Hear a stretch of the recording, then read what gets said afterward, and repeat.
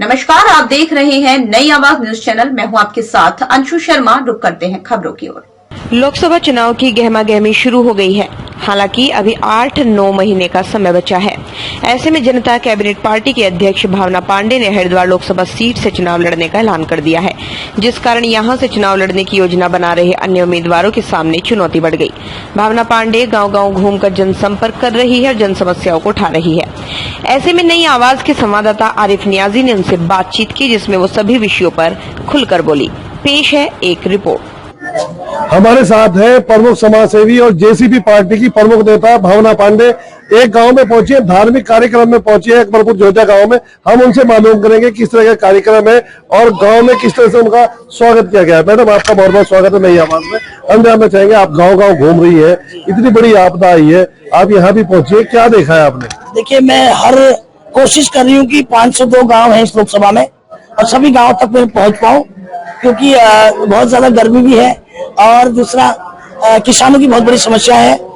खेत नष्ट हो चुके हैं, घर टूट चुके हैं। सड़कें देखिए, जिस गांव में जा रही हूँ उस गांव के सड़कों की हालत खराब है।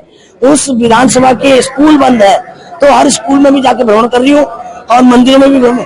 आज यहाँ पर 1 साल का हर साल में कश्यप समाज, राजकुमार कश्यप जी अध्यक्ष है और अकबरपुर जोजा में कश्यप समाज के हर साल इस मंदिर में भंडारा करते हैं। इन्होंने मुझे बुलाया और मैं यहाँ पहुंची हूँ और यही मुझे किसानों की खेती का दौरा भी करना है और उस स्कूल के दौरे करने हैं और गांव की सड़कों के दौरे करने हैं। सरकार को जो प्रयास करने चाहिए थे, आपदा में जिस तरीके से किसानों की मदद करनी चाहिए थी, मुआवजे की देना चाहिए था समय पे, वो नहीं हो पाया। इसका क्या कारण हुआ? देखिए, मुख्यमंत्री तो मुख्यमंत्री है।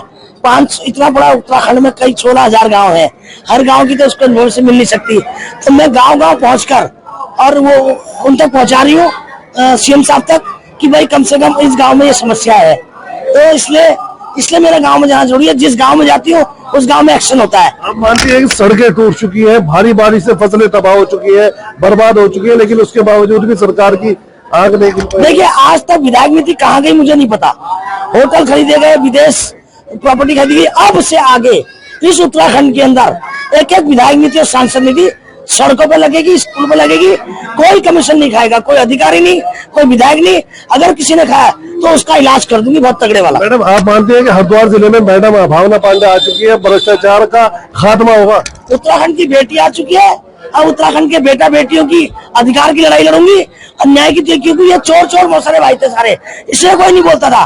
और अब इनका सबका इलाज करने के लिए अधिकारियों का, नेताओं का, मंत्रियों का सबका इलाज करने के लिए उत्तराखंड की बेटी अब इस मैदान में कूद चुकी है और सांसद 200% बनूंगी मैं, 200%। जो महिलाओं की आवाज कोई नहीं सुनता था, कोई अधिकारी नहीं सुनता था, जनप्रतिनिधि नहीं सुनता था, आप क्या उम्मीद करें कि भावना पांडे के आने से महिलाओं को भी आगे बढ़ने का मौका? बिल्कुल आ रही है, महिलाएं आगे आएंगी, महिलाओं का राज होगा इस उत्तराखंड में। महिलाएं घर चलाती है, सब कुछ महिलाएं करती है। ये जो हमारे ये झंडे उठाते हैं हमारे यहाँ के, अभी सब मेरी तरफ आ रहे हैं, क्योंकि अधिकतर लोग क्या है कि भाजपा कांग्रेस में है और महिलाएं किसी की नहीं होती है। महिलाएं उसकी होती है जो विकास करता है, जो रोजगार देगा और जो महिलाओं के और युवाओं की, क्योंकि एक युवा बेरोजगार होता है तो उसकी दादी परेशान होती है, उसकी नानी परेशान होती है, उसकी बीवी परेशान, उसकी माँ परेशान होती है। तो इसलिए एक युवा के लिए मैं काम करूंगी तो 4 वोट मुझे मिलेंगी। लोकसभा की क्या तैयारी, किस तरह से लड़ रहे हैं आप? तैयारी तो है, और क्या तैयारी चाहिए? नोट थोड़ी बांटने मुझे वोट इकट्ठे करने। काम करूंगी तो वोट मिलेगा। कितना समर्थन मिल रहा है लोगों को? अब आप देखिए ना, अभी तो मुझे तीसरा प्रोग्राम है आज। कल एक प्रोग्राम फ्लॉप करने का कोशिश किया विधायकों ने, जिला पंचायतों ने, प्रधानों ने। कल मुझे पता नहीं था और आज मैंने किसी को लोकेशन नहीं बताई मुझे कहाँ जाना है। अभी इससे अगली वाली लोकेशन भी आप देखिए कितना स्वागत करेंगे लोग। तो कल तो मेरा भगवानपुर में लोगों ने बहुत फ्लॉप करने का प्रोग्राम कोशिश किया, मगर उनका भी इलाज करूंगी जिन्होंने किया। और देना चाहती हूँ समर्थन, आप देखते रहिए, ये काफिला बढ़ता रहेगा। क्या अपील करेंगी लोगों से लोकसभा की सीट? अपील ये करूंगी कि उत्तराखंड की बेटी आ चुकी है, आप लोगों के अधिकार की लड़ाई। अब देखिए कितने बच्चे हैं, ये कल इतने छोटे बच्चे हैं, सब देखो चारों तरफ देखिए छोटे छोटे बच्चे हैं। तो आज इन लोगों के भविष्य की लड़ाई लड़ रही हूँ और उत्तराखंड के बेटा बेटी है सब, ये देखो कैसे मेरे पे विश्वास कर रहे हैं। तो इसलिए युवाओं की रोजगार की लड़ाई, महिलाओं के विकास की लड़ाई और क्षेत्र के विकास की लड़ाई लड़ूंगी। ये थी हमारे साथ भावना पांडे, जो एक बोल्ड लेडी के नाम से जानी जाती है, और हरिद्वार में लोकसभा चुनाव बड़ी मजबूती के साथ वो प्रचार कर रही है अपना, और गांव-गांव जा रही है, लोगों से अपील कर रही है वोट देने की। आरिफ न्याजी, नई आवाज रुड़की। तो ये थी फिलहाल की कुछ खास खबरें। बाकी की खबरों के लिए देखते रहिए नई आवाज न्यूज चैनल। नमस्कार।